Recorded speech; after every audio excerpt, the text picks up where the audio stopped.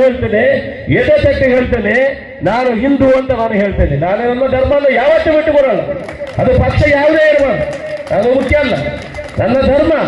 ನಾನು ಬೆಳಿಗ್ಗೆ ಎದ್ದು 48 ಸಲ ದೇವಿಯ ಶ್ಲೋಕವನ್ನು ಹೇಳಿ ನಾನು ಹೊರಗೆ ಬರುವಂಥದ್ದು. ರಾತ್ರಿ 1 ಗಂಟೆಗೆ ನಾನು ಮಲಗಬೇಕಿದ್ರು ನಿನ್ನ ಬರುವಾಗ 2 ಗಂಟೆ ರಾತ್ರಿ ಆಗಿದೆ. ಅಸ್ಸಾಮಿಗೆ ಹೋಗಿ, ಹೈದರಾಬಾದ್ಗೆ ಹೋಗಿ, ಮಂಗಳೂರಿಗೆ ಹೋಗಿ ಶಾರದೆಯನ್ನು ಪ್ರಾರ್ಥನೆ ಮಾಡಿ ಮನೆಗೆ ಬರುವಾಗ 2 ಗಂಟೆ ರಾತ್ರಿ 48 ಸಲ ಶ್ಲೋಕವನ್ನು ಹೇಳಿ ನಾನು ಮಲಗುವಂಥದ್ದು. ಈ ಪ್ರವೃತ್ತಿಯನ್ನು ನಾವು ಹೇಳಿಕೊಡ್ಬೇಕೆ ಹೊರತು ಭಾಷಣದ ಮೂಲಕ ಹೊಡೆಯುವಂತಹ ಕೆಲಸವನ್ನು ಯಾವತ್ತೂ ಮಾಡಬಾರ್ದು. ಏನಿದೆ ನಮ್ಮ ಹಿಂದುತ್ವಕ್ಕೆ ನಾವು ಕೊಟ್ಟಂತಹ ಕೊಡುಗೆಗಳು ಏನಿದೆ ಸ್ವಾಮಿ? ಇವತ್ತು ನಮ್ಮ ದೇವಸ್ಥಾನಗಳು, ಇವತ್ತು ನಮ್ಮ ಭಜನಾ ಮಂದಿರಗಳು, ಇವತ್ತು ನಮ್ಮ ದೈವಗಳ ಕಟ್ಟೆಗಳು ಯಾರ ಹೆಸರಲ್ಲಿದೆ?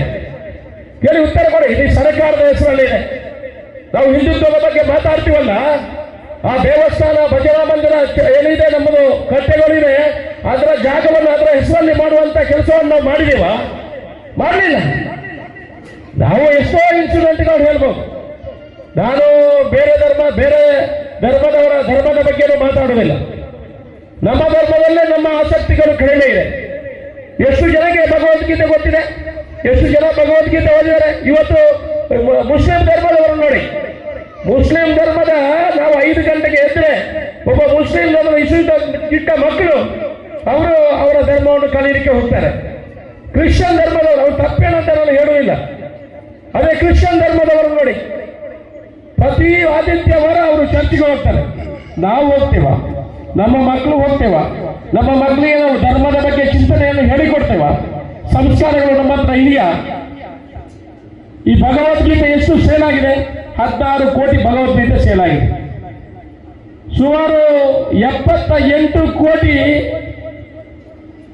ಬೈಬಲ್ ಸೇಲ್ ಆಗಿದೆ. 36 ಕೋಟಿ ಕುರಾನ್ ಸೇಲ್ ಆಗಿದೆ. ಎಲ್ಲಿದೆ? ಎಷ್ಟು ಜನ ಓದಿದ್ದಾರೆ? ನಾವು ಹಿಂದುತ್ವದ ಬಗ್ಗೆ ಮಾತಾಡ್ತೇವೆ. ನಾವು ಹಿಂದುತ್ವ ಬೇಕು. ನಮ್ಮ ಧರ್ಮವನ್ನು ಯಾವತ್ತೂ ಬಿಟ್ಟುಕೊಡುವುದಿಲ್ಲ. ಅದು ನಮ್ಮ ಧರ್ಮ. ಅದರ ಬಗ್ಗೆ ಮಕ್ಕಳಲ್ಲಿ ಅರಿವನ್ನು ಮೂಡಿಸುವಂತಹ ಕೆಲಸವನ್ನು ಮಾಡಬೇಕು. ಅದರ ಬಗ್ಗೆ ಚಿಂತನೆಗಳು, ಅದರ ಬಗ್ಗೆ ವಿಚಾರಗಳು, ಈ ರೀತಿ ದೇಶವನ್ನು, ನಮ್ಮ ಧರ್ಮವನ್ನು ಕಟ್ಟುವಂತಹ ಕೆಲಸಗಳು ಆಗಬೇಕು. ಜನರುಗಳನ್ನು ಒಡೆಯುವ ರೀತಿಯಲ್ಲಿ ಧರ್ಮವನ್ನು ಕಟ್ಟಿದ್ರೆ ಖಂಡಿತ ಅದು ಸಾಧ್ಯ ಇಲ್ಲ ಅಂತ ನನ್ನ ವೈಯಕ್ತಿಕ ಅನಿಸಿಕೆ. ನಾನು ಶಾಸಕನಾದ ಮೇಲೆ ನೀವು ಕೇಳ್ಬೋದು, ನಿಮ್ಮ ಹತ್ರ ಪ್ರಶ್ನೆ ಉದ್ಭವ ಆಗ್ಬೋದು. ಈ ಹಿಂದಿನವರು ಆ ದೇವಸ್ಥಾನಗಳು, ದೈವಸ್ಥಾನಗಳು, ಭಜನಾ ಮಂದಿರಗಳ ಜಾಗವನ್ನು ಅವರ ಹೆಸರಲ್ಲಿ ಮಾಡಲಿಲ್ಲ, ನೀವು ಈಗ ಶಾಸಕರಾಗಿದ್ರೆ ನೀವು ಮಾಡ್ತೀರಾ ಅನ್ನೋ ಪ್ರಶ್ನೆಯನ್ನು ನಿಮ್ಮ ಮನಸ್ಸಿನಲ್ಲಿ ಉದ್ಭವ ಆಗ್ಬೋದು. ಹೌದು, ನನಗೆ ಈಗ ನೀವೆಲ್ಲ ಆಶೀರ್ವಾದ ಮಾಡಿದೆ. ಅದನ್ನು ಮುಂದಿನ ದಿವಸಗಳಲ್ಲಿ ಹಂತ ಹಂತವಾಗಿ ಯಾವುದು ದೇವಸ್ಥಾನ, ಭಜನಾ ಮಂದಿರ, ಕಟ್ಟೆ ಇದು ಸರ್ಕಾರಿ ಜಾಗದಲ್ಲಿದೆ, ಅದನ್ನು ಆ ದೇವರ ಹೆಸರಲ್ಲಿ ಮಾಡುವಂತಹ ಕೆಲಸವನ್ನು ಮುಂದಿನ ದಿವಸಗಳಲ್ಲಿ ಮಾಡ್ತೇನೆ. ಖಂಡಿತ ಅದನ್ನು ಮಾಡುವಂತಹ ಕೆಲಸವನ್ನು ಮಾಡ್ತೇವೆ. ಇವತ್ತು ಶಾಸಕನಾಗಿ 2.5 ವರ್ಷ ಆಯಿತು. 2 ವರ್ಷದಲ್ಲಿ, ಮೊದಲ ವರ್ಷದಲ್ಲಿ ಸುಮಾರು 4 ಕೋಟಿ ರೂಪಾಯಿ ದುಡ್ಡುಗಳ ಹಣವನ್ನು ಬರೀ ಭಜನಾ ಮಂದಿರ, ದೇವಸ್ಥಾನ, ಕಟ್ಟೆಗಳಿಗೆ ಕೊಡುವಂತಹ ಕೆಲಸವನ್ನು ಮಾಡಿದೆ. ಈ ವರ್ಷದ ಅನುದಾನದಲ್ಲಿ ಸುಮಾರು 5-8 ಕೋಟಿ ರೂಪಾಯಿಗಳನ್ನು ಬರೀ ಹಿಂದೂ ಧರ್ಮದ ದೇವಸ್ಥಾನಗಳಿಗೆ ಕೊಡುವಂತಹ ಕೆಲಸವನ್ನು ಮಾಡ್ತೇನೆ. ಯಾರಾದರೂ ಧರ್ಮದ ಬಗ್ಗೆ ಮಾತಾಡೋರಿದ್ದೆ ನನ್ನ ಹತ್ರ ಹೇಳ್ಬೋದು, ನೀವು ಎಷ್ಟು ಕೊಟ್ಟಿದ್ರಿ ಅಂತ ಕೇಳಬಹುದು. ಅದಕ್ಕೆ ಉತ್ತರ ಕೊಡುವಂತಹ ಕೆಲಸವನ್ನು ಮಾಡ್ತೇವೆ.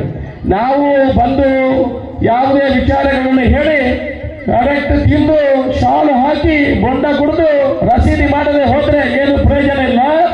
ಧರ್ಮಕ್ಕೆ ಕೊಡುವಂತಹ ಕೊಡುಗೆಗಳನ್ನು ಕೊಟ್ಟರೆ ಮಾತ್ರ ನಮ್ಮ ಧರ್ಮ ಅಭಿವೃದ್ಧಿ ಆಗಲಿಕ್ಕೆ ಸಾಧ್ಯ. ಈ ಧರ್ಮವನ್ನು ಯಾರಿಂದ ಕೂಡ ಹೊರಗೆ ಕೊಡಲಿಕ್ಕೆ, ಏನು ತೆಗಿಲಿಕ್ಕೆ ಸಾಧ್ಯ ಇಲ್ಲ.